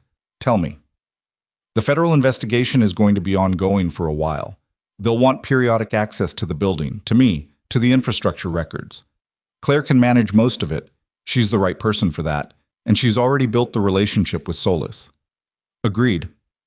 "The building's security system needs to be rebuilt from the architecture level up. Not patched. Rebuilt. There's a firm I'd recommend, cleared contractors, people I have some history with. I can provide Claire with the contact." "Done." She was watching him. "What else?" He didn't answer immediately. Outside her office, the building had its late afternoon sound. People leaving, conversations winding down, the particular Friday quality of a place releasing its held breath for the week. "I'm going to resign," he said. Evelyn was quiet. "Not because anything went wrong," he added.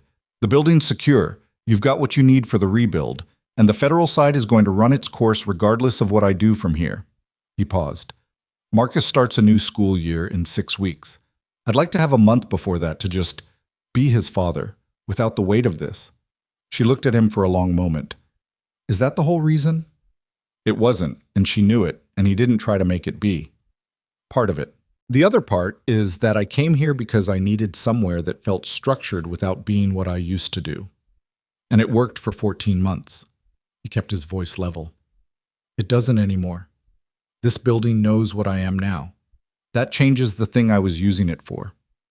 She absorbed this with the quiet of someone who understood it, even if they wished it were different. "I want to make you an offer before you say no," she said. "Evelyn, let me finish." She said it gently, but it was firm. "Not a job title. Not a position that requires you to be here every day and wear a gray shirt and pretend last week didn't happen." She pushed a folder across the desk. "I'm building a crisis response division. It's going to interface with the federal investigators, assess infrastructure vulnerabilities in our satellite facilities, and establish protocol for exactly the kind of threat we just survived. I need someone to advise the structure of it." She paused. 3 days a month. Consulting basis. You work from wherever you are. You tell us what you'd look for if you were trying to compromise us, and we build the defenses accordingly." He looked at the folder without opening it. "Claire runs it operationally," she continued. "You advise. No office, no schedule, no title, if you don't want one." A pause. "And the pay is not what we were paying you to fix light panels." He looked up from the folder. There was something in his face that wasn't quite humor, but was in the same neighborhood. The involuntary reaction of a man who had been offered something that landed differently than he expected. 3 days a month, he said. 3 days a month. More if you want. Never if you don't." He was quiet for a moment. He thought about Marcus and the school run and the kitchen table and the math textbook on the floor. He thought about the 3 names he said every morning, which he would keep saying. He thought about the building he'd spent 14 months learning and what it had felt like to move through it in the dark at 3 in the morning, not as a maintenance supervisor, but as the thing he actually was, and what the specific quality of that had been. Not comfortable, not easy, but right in the particular way that a tool feels right when it's doing what it was made for. "I'll look at it," he said. She nodded. She didn't push. He picked up the folder and stood. "Ethan." He stopped. She'd said his name twice now without prefacing it, and both times it had sounded like she'd been practicing getting it right. "What you did last week, the building, the people in it, I want you to know I understand what it cost." He didn't answer right away. He thought about what it actually cost, and whether it was the kind of thing you quantified in a conversation, and he decided it wasn't. "Take care of the building," he said. He walked out. Damon Steele called 3 days later. Ethan was at the park with Marcus, who was on the climbing structure with two kids he'd met approximately 90 seconds earlier and was now apparently best friends with, in the way 9-year-olds made friends. Immediate, uncomplicated, based entirely on proximity and shared access to the same equipment. He answered. I wanted to say something, Damon said, and I figured I'd do it before I talked myself out of it. Okay. I was an instrument, like you said, and not just for Victor, for a long time before Victor. I built an entire career on making people feel small, and I told myself it was competition, and it wasn't. A pause. The guy you showed me that night in the lobby, the one who steps inside the kick and walks away. That's not a fighter. That's something different. It's just a different kind of training. No. Damon's voice was certain. It's a different reason. You weren't trying to win anything. I've been in that room with 1,000 people who were trying to win, and you weren't. Another pause. I've been thinking about what it would look like to train people with a different reason. Ethan watched Marcus talk to his new friends at the top of the climbing structure, hands moving fast, explaining something with the specific intensity of a child who has discovered someone willing to listen. There's a gym in my name in the East District, Damon continued. Been running it 2 years, mostly underprivileged kids, teenagers, some adults. I've been thinking about restructuring the program. He paused. I could use someone to consult on what a training philosophy looks like when it's built around protection instead of victory. Ethan was quiet for a moment. I'm not a trainer, he said. I know. I'm not asking you to train anyone. I'm asking what it looked like, whatever training produced what I saw in that lobby, and whether any of that philosophy can be translated into something teachable. Marcus had made it to the top of the structure and was now standing with his arms out, completely unnecessary, but doing it anyway, the way 9-year-olds claimed summits. I'll think about it, Ethan said. That's more than I expected. A beat of silence. You know, for what it's worth, I've met a lot of strong people in my life. A lot of people who were the most dangerous thing in whatever room they walked into. He paused. You're the first one I've met who seemed like they genuinely wished they weren't. Ethan watched his son on top of the climbing structure. Yeah, he said. He didn't say anything else, and Damon seemed to understand that the conversation was complete, because he said a short goodbye and hung up, and Ethan stood at the edge of the park in the afternoon light and put his phone in his pocket. 6 weeks later, Ethan sat in the back row of a redesigned training space in Damon's East District gym while a group of 15 teenagers ran through a drill that Damon had rebuilt from a framework Ethan had sketched out on a legal pad over 2 separate Saturday afternoons. The drill wasn't about winning. It wasn't about striking or submission or any of the metrics that usually organize competitive training. It was about positioning, specifically about the instinct to protect a space, a person, a situation, rather than to dominate it. The distinction sounded small and trained differently than anything in Damon's previous curriculum, and the teenagers were struggling with it in the specific way of people encountering a concept that disrupted their existing understanding of what strength was for. Damon was patient with them in a way that was new for him, visibly effortful but genuine. He'd been working on it. He corrected without cutting down. He praised the attempt rather than only the result. He still had an ego. It showed up in the corners of his coaching, in the moments when he defaulted to demonstrating rather than explaining. But he was watching it now, which was more than most people managed. After the session, one of the teenagers, a 16-year-old named Caleb, who was tall for his age and had the particular defiance of a kid who'd been underestimated in a specific way that left a mark, walked to the water station near where Ethan was sitting. He filled his cup. He looked at Ethan sideways. You the one who changed the drills? He asked. Helped with the concept, Ethan said. It's weird. He drank his water. I don't like it. Okay. It's harder than hitting things. Most things worth doing are harder than the alternative, Ethan said. Caleb looked at him for a moment with the evaluating gaze of a teenager deciding whether an adult was worth engaging with seriously. He apparently decided provisionally yes, because he said, Damon says you used to do something in the military, like real stuff. Yeah. What kind? Ethan considered this. The kind where the job wasn't to fight, it was to bring people home. Caleb processed this. Were you good at it? Some days, Ethan said. Not every day. He went back to his friends, and Ethan watched the gym empty out over the next 15 minutes. The teenagers collecting their bags and leaving in ones and twos, the sounds of the session settling into the ordinary quiet of a space after people have left it. Damon sat down next to him on the back bench. They were both quiet for a moment. "Caleb's been in this gym for 8 months, Damon said. First 4 months, I couldn't get him to listen to anyone for 30 seconds. He'd just tune out." He paused. "He stayed for the full 90 minutes today. He's trying to figure out if there's a version of strength that works for him," Ethan said. "Aren't we all?" Ethan looked at the empty training floor. The mats were worn in the center from years of use, and the lighting was the kind of flat overhead fluorescent that gyms always had. And the whole space had the quality of a place where ordinary people came to work on something about themselves, which was what gyms were actually for, underneath everything else. "You're good at this," Ethan said. "The teaching." Damon made a sound. "I'm getting there." "No. You're good at it. You've been good at it for a while, and you've been doing it while believing you weren't. That's different from just starting." Damon was quiet. He had the look of a man who'd been told something he hadn't expected and was deciding how to hold it. "Thank you," he said. "It came out plainly, without performance." Ethan nodded. "Boy." Claire Donovan had the Crisis Response Division operational within 6 weeks of Evelyn's announcement, which was ahead of the timeline that everyone, including Claire, had projected, and that she would later attribute to having a very clear idea of what she was looking for, because she'd spent the previous month watching someone else run a version of it under considerably worse conditions. She called Ethan on a Tuesday morning in early October. "First consult," she said, "the satellite facility in Phoenix. I'd like your read on the physical access vulnerabilities before we bring in the cleared contractors. Send me the schematics. Already in your email." He looked at his laptop. The schematics were there, the full building layout, 43 pages. "Give me 2 days." "You have one," she said. "I have a board presentation Thursday." He looked at the ceiling briefly. "Fine." "Also." A pause that had something underneath it. "Solis asked about you, formally, in the context of a program she's staffing. Tell her I'll call her." "I already told her that."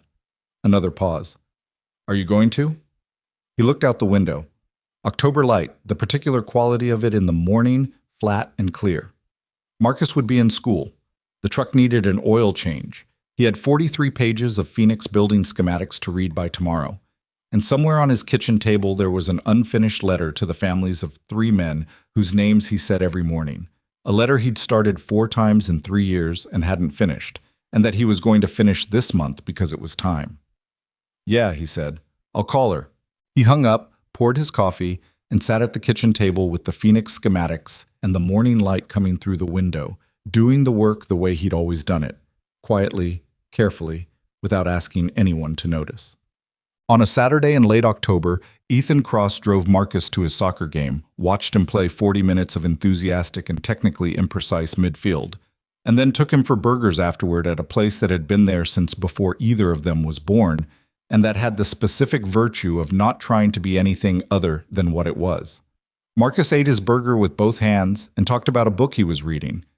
Something about a man who explored caves, who went underground into the dark to map what no one had mapped before, and came back up knowing things about the earth that changed how people understood the surface. "It sounds lonely," Marcus said, "going into the dark by yourself." "Maybe," Ethan said. "Or maybe it depends on what you're going back to." Marcus considered this with the seriousness of a 9-year-old for whom philosophical questions were not separate from practical ones. "What do you go back to?" Ethan looked at his son across the table, at the burger sauce on his chin, at the dirt still on his knee from the game, at the face that had been the specific answer to that question for 9 years, which had never stopped being the answer regardless of what the question was. "You," he said.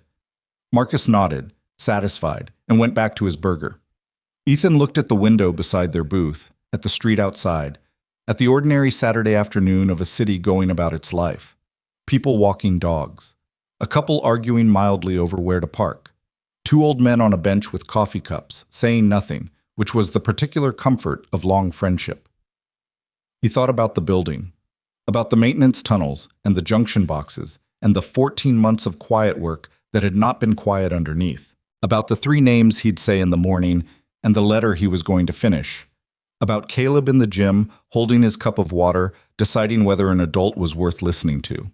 About Victor Hale in a federal interview room and Raymond Cord in an apartment 400 miles away, and the gap between what people believed they understood about the world and what was actually running in the walls.